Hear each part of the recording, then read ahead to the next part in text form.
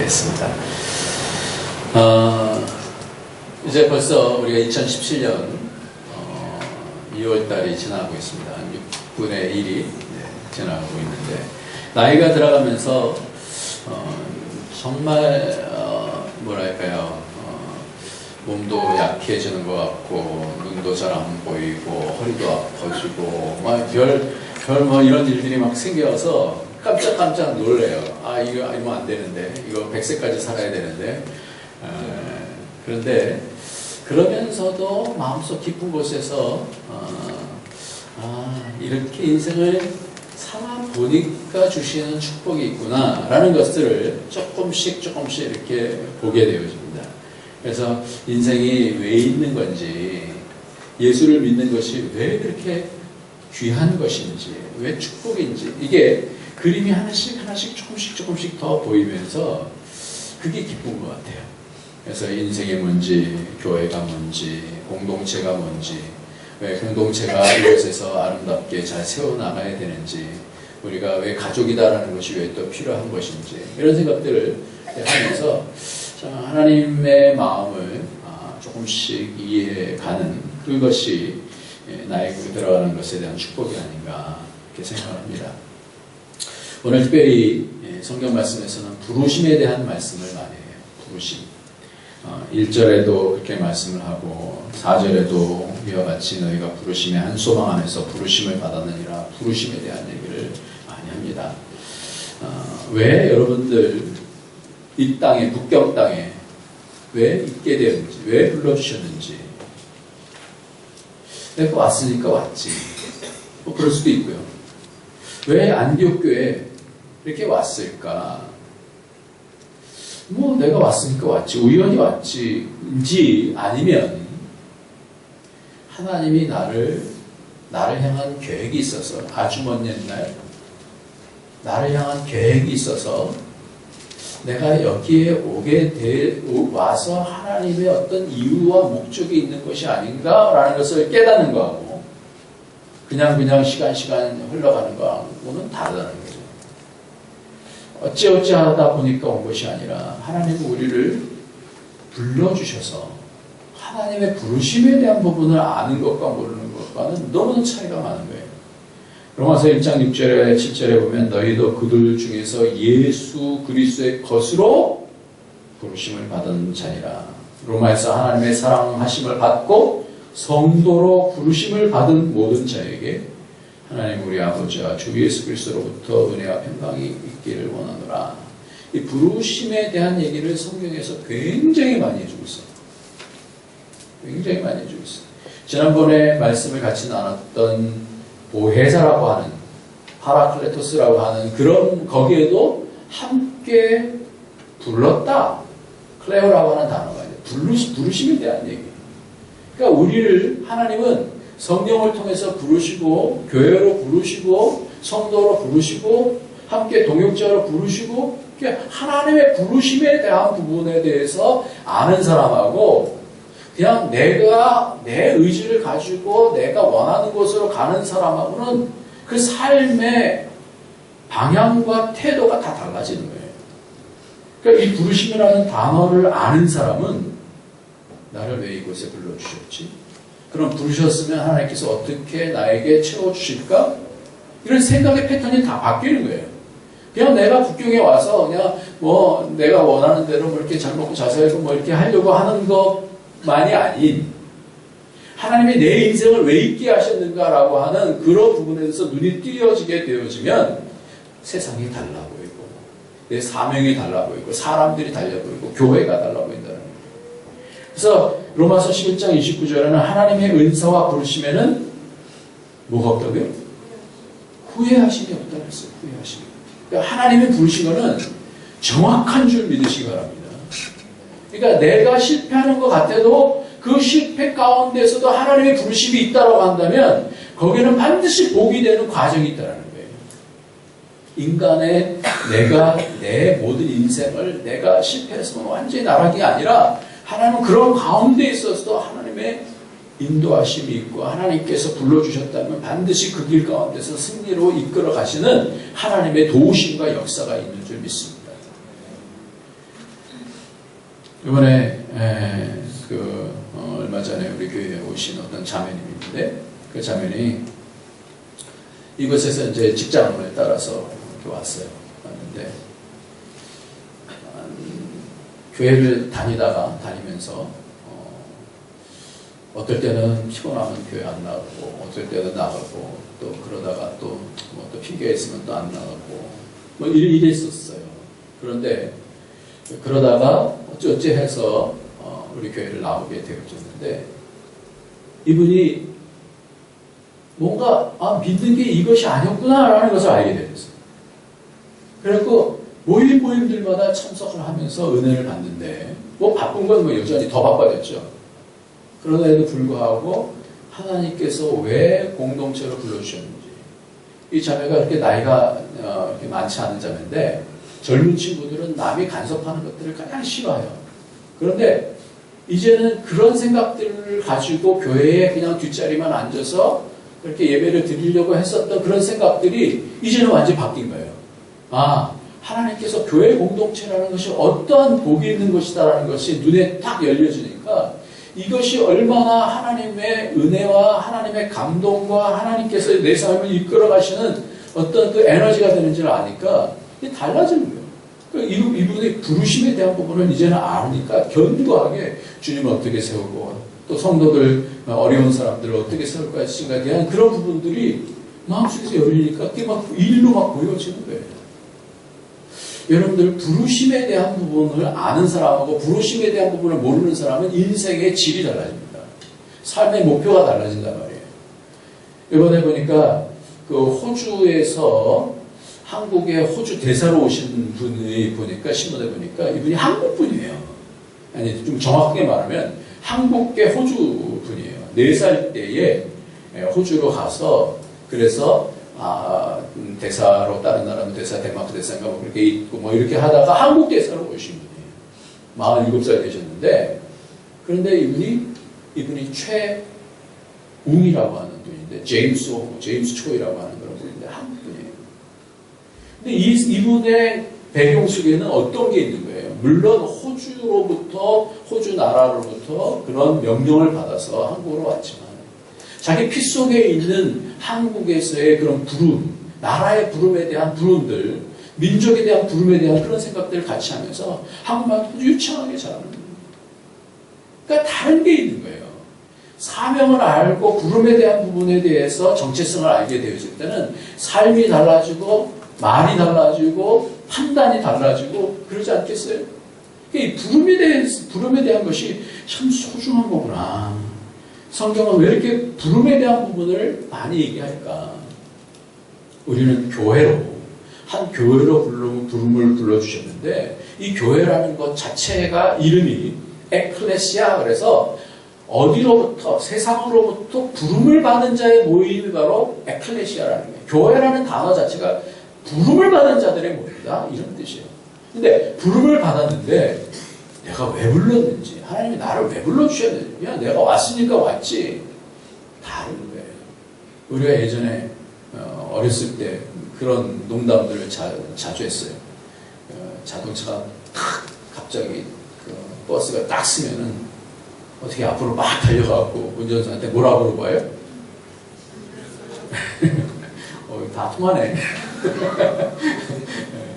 우리 때만 그런 줄 알았더니 다 통하네. 버스 타는 세대는 그랬어요. 나 가면 쑥스러우니까 가서 왜 불러주세요? 부르심에 대한 이 교회가 그냥 나가와서 예배 드리면 되지가 아니라 하나님이 왜 북경 땅에 안디옥을 불러주셨는지에 대한 부분을 아는 사람은 다른 거예요. 하나님은 이 교회를 그냥 세우신 것이 아니에요. 예수님께서는 내 피값으로 샀다라고 말씀하는데 사병자는 뭐라고 하는지 제가 읽어드릴게요. 여러분은 자기를 위하여 또는 온 양떼를 위하여 삼가라. 성령이 그들 가운데 여러분을 감독자로 삼고 하나님이 자기 피로 사신 교회를 보살피게 하셨느니라. 교회를 뭘로 사셨다고요? 하나님이 자기 피로 사셨다는 거예요. 피로 사셨다는 건 뭘 얘기하냐면 생명을 주셨다. 생명값 주고 자신의 전 생명을 걸고 이 교회를 세우셨다는 얘기예요. 그러니까 하나님의 눈에 볼 때는 그냥 세상이 보는 교회는 뭐 옛날에는 그냥 어부나 있고 그러니까 저렇게 저런 사람들만 모이는 곳이야. 교회들 처음에 한국에서 모였을 때는 여자들만 모이니까 노인들만 모이니까 저런 곳에서 뭐가 있겠어. 이러고 그랬었거든요. 세상이 보는 교회하고 하나님이 보는 교회하고 다른 거예요. 하나님은 당신의 생명을 걸고 지금 이 교회를 사셨다는 거예요. 이것이 왜 중요하냐면 우리가 주기도문을 했습니다만 뜻이 하늘에서 이룬 것 같이 땅에서도 이루어지게 하는 그것이 바로 교회예요. 교회. 하나님은 이미 당신의 뜻을 마음에 딱 두고 계셨어요. 하늘에서 이루어졌어요. 좀 이따가 그 말씀을 하겠습니다. 그 뒤에 그런 말씀이에요. 예수님을 보내셔서 하늘에 계셨던 그분을 이 땅에 보내셔서 당신의 마음을 그대로 노출하시면서 이 가운데서 하나님의 능력과 은혜를 경험하게 하는 그곳이 바로 뭐예요? 교회라는 게 교회예요. 우리가 이것을 알면 이 하나님의 마음은 이 땅으로만 끝나지 않냐고 영혼으로 연결되어지는 그 복이 있다는 것을 여러분 믿으시기 바랍니다. 달라지는 거예요. 그러니까 나이가 들어가면서 목회를 하면서 제가 목사지만 예전에 느꼈던 그런 교회하고 지금 점점 느껴지는 이 교회 한 명 한 명이 세워주는 이런 것들이 얼마나 복된 것인지 한 명이 생명으로 나아져서 하나님의 교회를 세워가는 그런 사람들이 되어질 때 이 사람이 천국을 참여하는 사람들이구나. 이 사람들이 부활의 권능을 맛보는 사람들이구나. 이런 것들을 볼 때는 가슴이 뜨거워지는 거예요. 하나님, 이 교회가 이렇게 영광스러운 곳인데 이것들을 다 볼 수 있는 눈이 열려질 수 있도록 축복하여 주시옵소서. 그런 마음들이 생기는 거예요. 하나님은 당신의 교회를 그렇게 핏값 주고 사셨어요. 하나님은 생명 걸고 교회를 세우시길 원하셨는데 가인과 같은 경우는 그것을 발로 찼어요. 그래서 내가 내 나라를 세워야 되겠다라고 생각해서 나중에 멸망하는 나라가 되었습니다. 아무리 발전한다고 해서 그것이 온전한 것이 아닙니다. 온전한 것은 뭐냐면 예수 안에서 하나님의 뜻대로 세워지는 그 교회가 온전한 교회가 되는 것입니다. 에베소서는 특별히 처음부터 마지막까지 교회에 대한 얘기를 해요. 교회를 강조합니다. 교회 생활과 교회의 직분과 사명 그리고 교회가 무엇인지에 대해서 잘 정립해주는 말씀이 바로 에베소서의 교회예요. 에베소서의 말씀이에요. 우리는 교회가 건물이 아니고 사람이다라고 우리는 그렇게 말씀합니다. 보이는 교회가 있는가 하면 더 중요한 것은 보이지 아니하는 그런 교회예요. 보이지 아니하는 교회는 그 사람 속에서 역사하시는 하나님께서 만들어 가시는 오늘 성경에도 함께 지어져 가느니라 이렇게 말씀하고 있어요. 교회는 지어진 것이 아니라 교회가 지금 하나씩 관계 속에서 지어져 간다라고 그렇게 말씀하고 있어요. 그러니까 하나님은 아무나 부르신 것이 아니라 당신의 약속을 하나님 나라를 이 땅에서도 세우시기 위해서 믿음의 사람들을 택하셔서 불러주셨다는 겁니다. 왜 나를 불러주셨는지 그 부르심의 목적을 알 때에 하나님의 영광을 위해서 우리가 쓰임 받을 수 있습니다. 오늘 1절 가운데서도 그러므로 주 안에서 갇힌 내가 너에게 권하노니 너희가 부르심을 받은 일에 합당하게 행하여 그랬는데 여기서 부르심이라는 단어가 한 번 나오지만 사실은 한 번 나오진 않아요. 3번 나와요. 1절에 3번 나와요. 권하노니라고 하는 말씀도 부르신다는 말씀이에요. 행하느니라는 것도 부르신다는 말씀이에요. 이렇게 이 부르심에 대한 부분은 하나님께서 이 부분을 아는 자와 모르는 자는 너무나 달라지는데 교회를 그렇게 하나님의 핏값 주고 사셨는데 그러면 우리는 어떻게 이 교회를 세울 수 있느냐라는 것이 우리의 어떤 마음의 태도거든요. 하나님이 불러주셨다는 것을 아는 사람은 이렇다라는 거예요. 교회가 어떤 직분을 받아서 장로가 되어주고 안수집사가 되어주고 권사가 되어주면 내가 어떻게 할까라는 것으로 되어지지 않고 하나님이 나를 통해서 무슨 일을 하실까라는 것을 봐야 되는데 그 첫 번째가 뭐냐면 2절 말씀이에요. 같이 한번 읽겠습니다. 2절 모든 시작 모든 경청과 온유하고 오래 참으로 사랑 가운데서 서로 용납하고 첫 번째로 교회에 있어서 가장 중요한 것은 뭐냐면 용납하는 거예요. 뭐라고요? 용납하는. 용납이 뭐예요? 받아들여지는 거예요.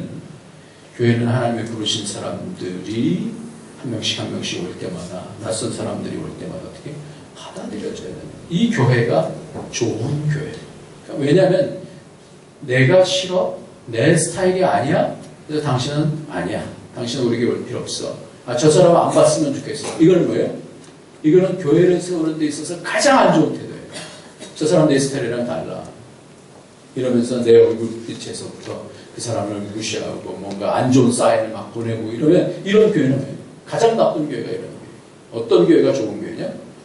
누구든지 주님의 꿈을 올려오는 사람, 누구든지 용납하는 그런 교회. 여러분들, 제가 그 젊은 친구들, 아이들이, 학생들이 하는 얘기들 가운데서 조금 약간 좀 상스럽기도 하는 것 같지만 그래도 느낌이 팍 오는 그런 단어가 있는데 그 단어가 뭐냐면 쌩깐다. 이런 말씀 좀 드려서 좀 죄송한데 쌩깐다는 말 아세요 혹시? 아시죠? 네.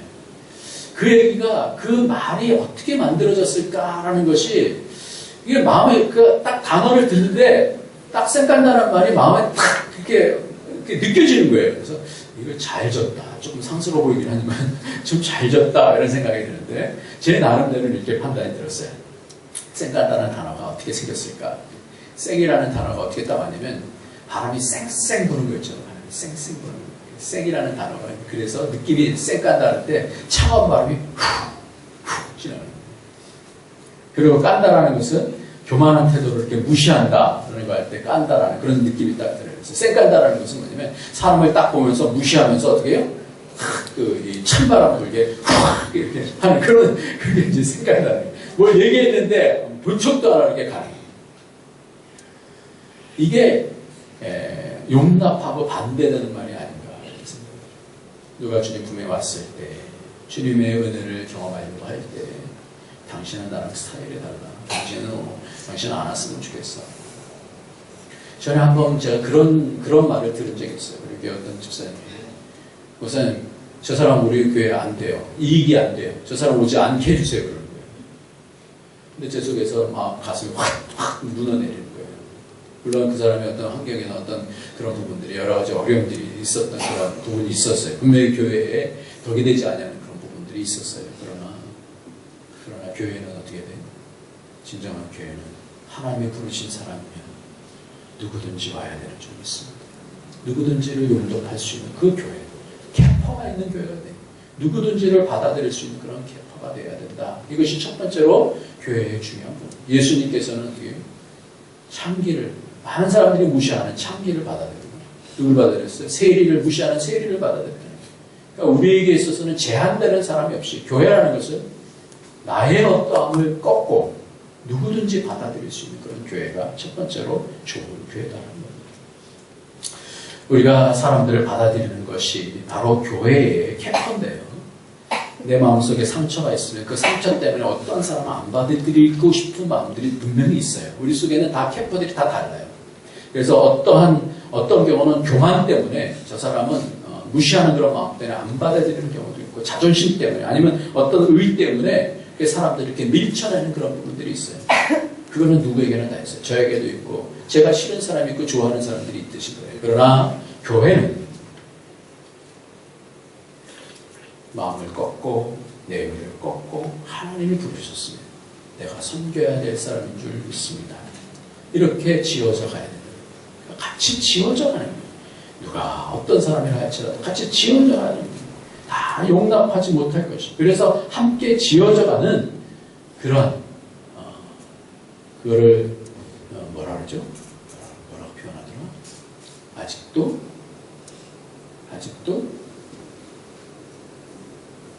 건설 중인?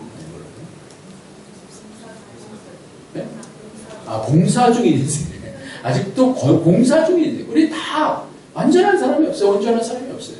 그러니까 공사 중인 인생이에요. 그렇기 때문에 오늘 성경에서 뭐라냐면 모든 겸손과 온유로 하고 그랬어요. 모든 겸손과 온유. 겸손이라는 것은 자기를 꺾어내는 거거든요. 온유도 그런 거예요. 모세가 자기 힘으로 뭔가 이루려고 했어요. 그런데 그 하나님 나라가 이루어지지 않았어요. 자기가 쳐서 뭔가 애굽 사람은 뭔가 그 능력으로 자기의 권세를 쳐서 뭔가 하나님 나라를 이루려고 했어요. 그게 안 됐어요. 그런데 200만이나 되는 사람, 자기에 대해서 반항하는 그런 사람들이 얼마나 많았어요. 뭔가 일만 안 되면 모세를 돌로 쳐서 죽이려고 했었어요.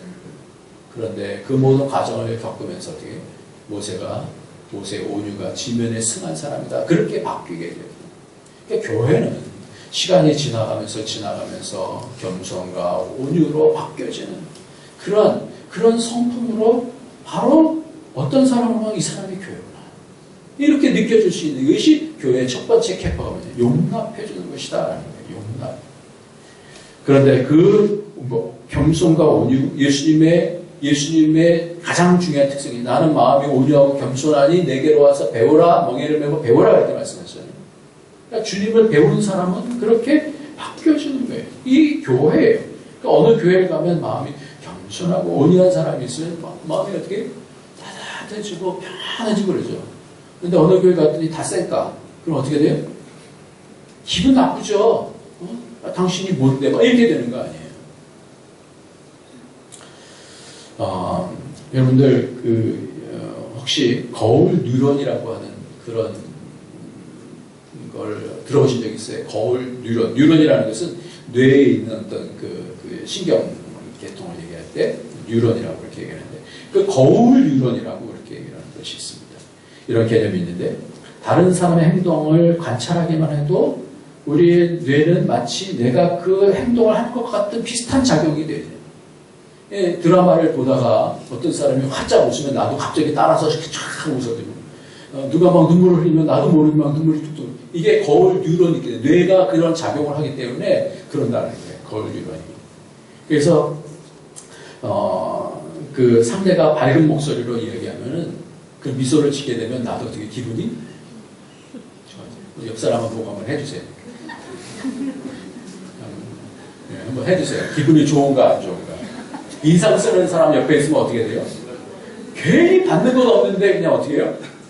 인상 써지거든요. 이게 거울 뉴런이에요. 거울 뉴런. 그러니까 우리는 이게 당신을 용납합니다 라고 하는 뭔가를 사인을 잠깐 보내줘야 돼요. 딱 보는데 저 사람 내가 모르는 사람인데 내가 왜 인사해? 이렇게 뭐 하면 그러면 마음이 어떻게 돼요? 탁 다쳐버려요. 그래서 이게 중요해요. 그래서 얼굴 찌푸리고 투덜거리는 사람들 앞에 있으면 나도 모르게 긴장이 되어지고 나도 괜히 짜증내고 싶고 막 이런 게 있잖아요. 이것이 우리의 뇌 속이 그렇게 반응한다는 거예요. 감사하는 사람 옆에 있으면 나도 모르게 자꾸만 감사가 되어지고 뭔가 어려움을 이겨나가면서 주님께서 함께 하실 거야 그러면 믿음이 막 속에서 막 생겨나고 그런 게 아니에요. 그러니까 이러한 사람, 용납하는 사람, 하나님의 은혜를 가지고 그 힘을 가지고 이겨내가는 그런 사람이 우리가 되어야 교회로 합당하게 하나님께서 인도해 주시는 줄 믿습니다. 두 번째로는 평안에 대한 부분을 얘기하는데 좀 깁니다만 3절부터 한번 읽겠습니다. 평안의 매는 시작. 평안의 매는 줄로 성령이 하나 되게 하시는 것을 힘써 지키라. 몸이 하나이와 성령도 한 분이시니 이와 같이 너희가 부르심의 한 소망 안에서 부르심을 받았느니라. 주도 한 분이시오 믿음도 하나요 세례도 하나요 하나님도 한 분이시라. 곧 만유의 아버지시라. 만유에 계시고 만유를 통일하시고 만유가 하늘에 계시도다. 예. 성령도 하나이고 믿음도 하나이고 한 소망 가운데 있는데 그런데 이 부분을 잘 어떻게 해요? 지키라. 제가 가장 두려워하는 사람은 어떤 사람이냐면요. 기도 열심히 하고 나서 성령께서 말씀하시는데 이 교회를 떠나라고 그렇게 얘기하십니다. 그럼 저는 절대 토를 못 따라요. 왜? 누가 말씀하시는데? 성령께서 말씀하시는. 내 마음속에 이런 생각이 들어요. 저건 속에서 역사하시는 성령님, 왜 내 속에서 역사하시는 성령님하고 다를까? 성령이 뭐예요? 하나예요, 하나. 그러니까 이 부분에 하나가 되어줄 수 있는 교회는 성숙한 교회가 됩니다. 성령의 사인에 대해서 같이 들을 수 있는 그런 교회는 복된 교회가 되어집니다. 제가 예전에 목사를 있을 때 어떤 중국의 선교사님이 와갖고 뭐 말씀을 전하시는데 제가 감동이 돼서 제가 조금 감당할 수 없는 만큼의 그런 생각에 헌금을 하겠다는 생각이 들어요.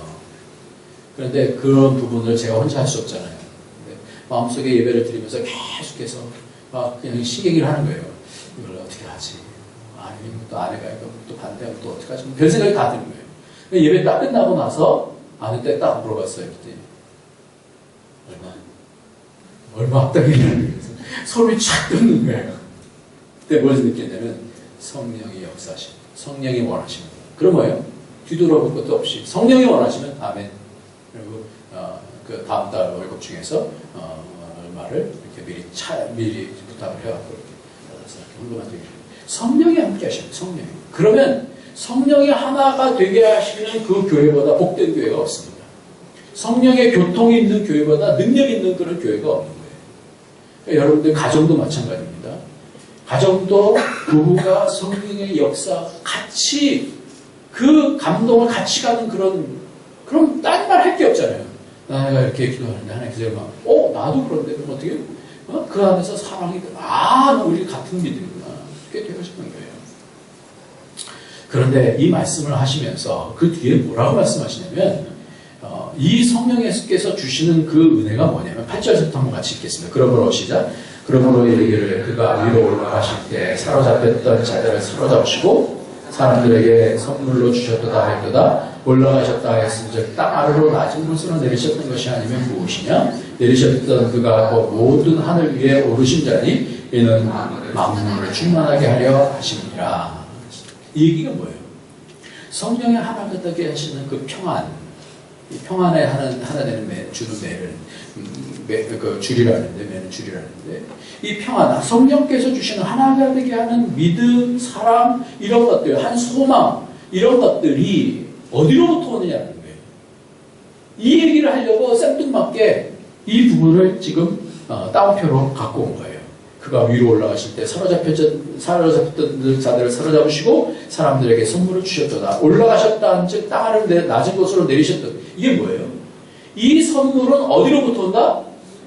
위로부터 내려온다. 그러니까 예수님께서 내려오신 이유는 뭐냐면 다시 올라가시는 이유는 뭐냐면 내려가셨으니까 다시 올라가신 거 아니냐 이 표현을 하는 이유는 뭐냐면 예수님께서 이 땅에 오신 것은 하나님께서 만드신 교회의 원형을 가지고 이 땅에 그 은혜를 주시기 위해서 내려오신 것이다. 이걸 말씀하는 거예요. 그러니까 이 땅에는 우리에게 진정한 평안을 줄 수가 없어요. 이 땅은 진정한 평안이 없습니다. 오직 하나님께로부터 오는 성령의 감동이 올 때 우리 마음이 어떻게 아무리 어려도 평강이 오는 줄 믿습니다. 우리는 이것에 대한 동일한 감정을 갖고 있을 때 그것을 아름다운 교회다 이렇게 얘기하는 거예요. 성령의 교통이 있는 교회가 복된 교회인 줄 믿으시기 바랍니다. 성령이 하나 되어지는 거예요. 하나가 되어지는 거예요. 이게 첫 번째 뭘 안 해야 되는 거예요? 밀쳐내지 말아야 돼요. 성령의 음성을 들어야 돼요. 나의 의가 자꾸만 커지면 내 기준으로 사람을 판단하게 되잖아요. 이게 안 좋은 거예요. 그러니까 항상 성령께 무릎 꿇고 성령의 음성에 순종하게 되어질 때 마음이 겸손해지고 온유해지고 그래서 판단하게 되어지면서 성령이 받으라고 하면 받아지는 거예요. 전에 제가 그런 말씀을 드렸잖아요. 제가 부목사를 했을 때 우리 강도사님이 저보다 나이가 많고 교회에 오래 있었는데 껌껌이 방해를 하는 거예요. 대판 싸웠어요. 그것도 본당에서. 근데 마음이 아주 너무나 안 좋은 거예요. 그래서 하나님께 기도했더니 하나님이 무슨 말씀하시냐면 내가 그도 사랑한다. 이런 마음을 주시는 거예요. 할 말 없죠. 뭐. 하나님 죄송합니다. 이게 평강이더라고요. 내 속에서는 분노가 나지만 근데 하나님이 내가 그도 사랑한다 그러니까 그런 마음이 싹 사라져버려요. 하나님이 그렇다고 그러시면 내가 뭐라고 그러니까 내 의를 꺾고 내 어떤 것들을 꺾어 나갈 때 그때 하늘로부터 오는 그 은혜가 있어요. 그게 평강인 줄 믿습니다. 그러니까 교회는 이런 교회가 복받는 교회예요. 그러니까 성령으로 나아져야 돼요. 교회는 온갖 색깔의 다양한 사람들이 모인 곳이기 때문에 하나가 되는 게 이게 쉬운 게 아니에요. 분명히 쉽지 않아요. 그러나 되는 줄 믿습니다. 그런 소망이 있어야 되는 줄 믿습니다. 성령 충만이 그래서 필요한 거예요. 성령의 감동을 경험한 사람은 자기 생각 자꾸만 드러내지 않아요. 자기 생각 드러나다가도 점점 그것이 바뀌어지게 되는 줄 믿습니다. 세 번째는 뭐냐면 그것을 통하여서 이렇게 하늘로부터 오는 것을 주시기 위해서 말씀에 어떤 사람은 사도로, 어떤 사람은 선지자로, 11절 말씀에 어떤 사람은 복음 전하러, 어떤 사람은 목사, 교사로 삼으셨으니 그렇게 얘기하는 거예요. 그러니까 교회가 이 부분에 대해서 이런 사람들을 세우신 것은 하나님께서 나에게 이런 부분을 가르쳐 주시려고 하시는 거구나, 이렇게 받으면 돼요. 받고 말씀에 대해서 말씀하면 사람이 말하는 것은 사람의 말로 듣지 않고 하나님의 말씀으로 받으면 돼요. 그러면 교회가 평강했습니다. 세 번째로는 12절 말씀이에요. 12절 시작. 이는 성도를 온전케 하며 봉사일을 하게 하며 그리스도의 몸을 세우려 하시니라. 우리가 다 하나님의 아들을 믿는 것과 아는 일에 하나가 되어 온전한 사람을 이루어 그리스도의 장성한 분량에 충만한 데까지 이르리니. 그래서 그에게까지 자라라, 이렇게 말씀합니다. 성도가 이렇게 되어지면 온전해지는 거예요. 우리가 퍼펙트라는 건 우리가 어떻게 있겠어요? 우리는 교회가 지어져 가는데 한 부분 내게 맡은 부르심을 따라서 그 역할을 잘 감당하면 하나님께서 교회를 온전하게 만들고 한 사람 한 사람을 온전하게 만드는 거예요. 그러니까 우리가 쓰임받는 것에 대해서 감사하게 생각해요. 하나님이 나를 이렇게 불러주신 것에 대해서 감사하게 생각해야 됩니다. 그래서 온전하게 되어지면 하는 것이 뭐냐? 봉사의 일을 해야 돼요. 여러분들 일하는 거 기뻐하시기 바랍니다. 지난번에도 말씀을 드렸습니다. 게으름이 무슨 단어라고요? 일 없으니 게으름이라고 했어요. 게으름은 뭐라고 그랬어요? 악이다 그랬어요. 하나님이 이 땅에 우리를 보내셔서 목적이 뭐냐면 이 땅 잘 먹고 잘 살다가 성공해갖고 와라, 그렇게 말씀하시지 않아요. 하나님 뭘 하라고 그러세요? 하나님 나라를 세워라, 교회를 세워라, 내가 핏값 주고 산 교회다. 하나님의 일을 통해서 생명 살리는 일을 하시길 예수님의 이름으로 축원합니다. 그 일이 영원한 상급이 있는 거예요. 옆에 있는 사람 만날 때마다 그 생명에게, 그 사람에게 내 생명을 전달할 수 있는 말씀을 전달해 주세요. 내가 깨달은 말씀을 전달해 주세요. 좀 쑥스러워도 내가 이번에 이런 일들이 있었어. 그래서 그 말씀을 해주세요. 성령께서 그 가운데서 사람들을 살려내실 줄 믿습니다. 그러니까 우리가 이렇게 온전해진다는 것은 뭐냐면 온전해져서 어떻게 해요? 그리스도의 몸들을 세워나가면서 나 혼자 구원받는 게 아니에요. 부부들도 마찬가지예요. 부부가 왜 혼자만 내가 잘하면 되는 거 절대 안 돼요. 같이 가야 돼요. 교회가 같이 가야 돼요. 부부가 같이 가야 돼요. 부부의 영적 수준이 다르면 나 혼자는 안 돼요. 절대 안 돼요. 그러니까 그 믿음의 수준들이 같아져야 온전하게 되어지는 줄 믿습니다. 여러분들 기도해야 돼요. 그래서 하나님의 정보를 통하여서 성령으로 같이 감동이 되어지면 그때 천국이 이루어지는 거거든요. 더 힘써서 우리가 주의를 어떻게 감당할까. 때로는요, 저는 목회를 하다가 어떨 때는 너무 낙심이 될 때는 이렇게 했어요. 하나님, 이렇게 어리석고 못난 저를 왜 목사로 세우셔갖고 이렇게 하나님 목회를 하게 하십니까? 그냥 차라리 천사를, 전문 경영 천사를 만들어줘갖고 목회 전문 경영 천사 이렇게 하고 좀 맡기시지. 근데 나중에 이렇게 가다 보면 제가 깨닫는 게 있어요. 하나님이 나를 온전히 하시려고 하시는구나. 나를 꺾어내시려고 하시는구나. 이런 생각들을 많이 갖게 되죠. 욥이라는 사람이 정말 탁월한 사람이에요. 이 사람은 정말 탁월한 사람이에요. 제가 너무너무나 탁월한 사람인데도 불구하고 사단의 빈정거림에도 불구하고 그 아들이 아버지를 신뢰함을 통해서 이겨나갔을 때 아버지의 의가 높아지는 거예요. 아브라함도 그랬습니다. 하나님 나라 만드는 방법은 나 자신을 꺾어 나갈 때. 요즘 로마서를 하면서 참 감동받은 건 뭐냐면 내가 그리스도와 함께 십자가를 못 박혔나니 내가 죽을 때, 옛사람이 죽을 때 하나님께서 새 사람으로 만들어 가시는 거예요. 그러니까 구원 받았다라고 망각하지 말고 그냥 난 구원 받았으니까 난 세상에서 하면 아니에요. 하나님은 구원을 이루시는 이유가 하나님의 핏값 주고 사신 교회를 통하여서 좋은 공동체를 통하여 하나님 나라를 세우려고 하시는 줄 믿으시기 바랍니다. 말씀을 정리하겠습니다. 에베소서 2장 10절에 보면 우리는 그가 만드신 바라 그리스도 예수 안에서 선한 일을 위하여 지심을 받은 자니 이 일은 하나님 전에 예비하사 우리로 그 가운데서 행하게 하려 하십니다. 그랬어요. 하나님은 우리를 그가 만드신 자다 하는데, 만드신 바라 하는데, 이 만드셨다라는 단어가 포이에 말하는 단어인데, 이것은 영어 시라는 포엠에서 나오는 그런 단어예요. 우리를 시처럼 만드셨어요. 우리를 감동 있는 자로 만드셨어요. 성령의 감동을 아는 자로 만드셨어요. 우리를 세상의 빛과 소금이라고 그렇게 말씀하십니다. 우리 하나님이 신이 기뻐하시는 존재로, 내가 너무 기쁘다. 아주 먼 옛날 하나님께서 우리를 만드시고 기뻐하시고 기쁨을 이기지 못하는 그런 존재로 만드시고 이 땅에 왜 예수의 값주고 우리를 사시냐. 시간이 가면 갈수록 복이 어디 있느냐. 내가 언제 행복한가? 좋은 공동체에 있는 것이 가장 축복이라는 사실을 저는 비로소 좀 깨달아가는 것 같아요. 가정도 그 가정이 가난하고 부유해서 행복한 건 아닌 것 같아요. 좋은 공동체가 되면 그것이 복인 줄 믿습니다. 우리가 이제 앞으로 갈 거예요. 점점 믿는 사람들이 없어질 거예요. 그럴 때에 정말 좋은 공동체가 되면 그 가운데서 서로에게 하늘의 감동으로 권면해주고 세워주고 그럴 수 있다고 한다면, 그러면 그 하나님의 감동으로 세워진 그런 교회가 된다고 한다면 그 가운데 충분한 위로를 받게 되고 다시 하나님 나라의 일꾼들로 세워지게 되는 줄 믿습니다. 요셉의 인생의 주어가 누구였습니까? 요셉이 그렇게 어려움 가운데 가면서 자기를 노예로 팔아버린 이복 형들이 그 인생의 주어였습니까? 자기를 억울하게 오게 보낸 보디발 장군의 아내였습니까? 도와줬지만 잊어버린 왕의 신하였습니까? 창세기 45장 5절에는 이렇게 고백합니다. 당신들이 나를 이곳에 팔았으므로 근심하지 마소서, 한탄하지 마소서. 하나님이 생명을 구원하시려고 나를 당신들 앞서 보내셨나이다. 하나님을 위해서 꺾어지고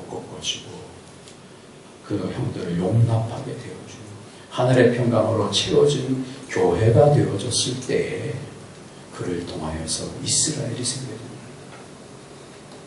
저와 여러분이 이런 감동으로 채워져서 하늘의 평강 성령의 은혜로 채워져서 많은 사람들을 살릴 수 있는 그런 교회, 그런 가정, 우리 안도역이 되어지고 예수님의 이름으로 축원합니다. 기도하겠습니다.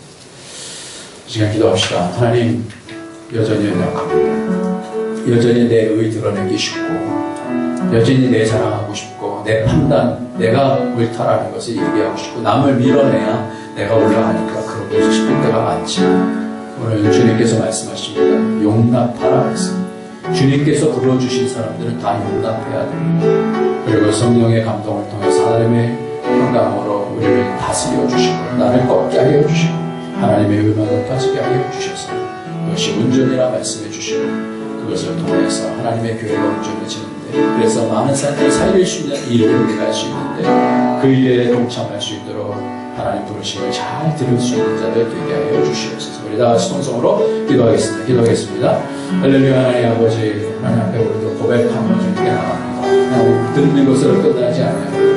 하나님 아버지, 하나님께서 불러주셨는데 부르심에 합당한 자들이 될 수 있도록, 부르심에 합당하게 행할 수 있는 자들이 될 수 있도록 주님 도와주셔서 성령으로 감동하여 주시고 아버지 너를 점점 깨고 하나님의 쾌포로 만들어 주셔서 겸손과 어디로 오래 참음으로 사람 가운데서 용납하게 하여 주시고 한 사람 다 받아들일 수 있는 그런 쾌포가 될 수 있도록 불쌍히 여겨 주시고 하나님 아버지, 하나님께서 성령을 통해서 우리를 이끌어가셔서 하나 되게 하시고 감동 주시고 억지로가 아니라 하나님께서 그렇게 말씀해 주실 텐데 하나님 함께 하여 주시고 하나님의 영광과 하나님의 은혜를 통해서 이 땅에서 하나님의 나라에 잘 감당할 수 있는 우리의 사역들이 있게 하여 주시고 영혼을 위한 아버지 이 땅에서 하나님 섬김이 아버지 기뻐질 수 있도록 축복하여 주시옵소서. 아버지 하나님 우리 얼굴 속에서 하나님의 형상이 드러나지게 하여 주시고 성령의 감동이 드러나지게 하여 주셔서 하나님의 영광을 찾아서 승리하나가며 점점 하나님의 확장하는 데 쓰임받는 그런 종들이 될 수 있도록 축복하여 주시옵소서. 아주 먼 옛날부터 하나님께서 한 사람을 작정하시고 하나님께서 보기 좋으셨다, 내가 기쁘다라고 우리를 불러주신 것을 믿습니다. 한 사람 한 사람 거저 이 땅에 있지 않고 하나님의 적정함 가운데 부르심 가운데 있는데 하나님 주시는 복 다 누릴 수 있도록 나를 꺾고 그런 하나님의 은혜를 담을 수 있는 그릇 되어질 수 있도록 축복하여 주시옵소서. 그래서 가정이 변하게 하시고 교회가 변화가 되게 하여 주셔서 모든 사람들이 주의 평강으로 함께 기뻐할 수 있는 그런 공동체가 될 수 있도록 우리를 변화시켜 주시옵소서. 예수님의 이름으로 기도합니다.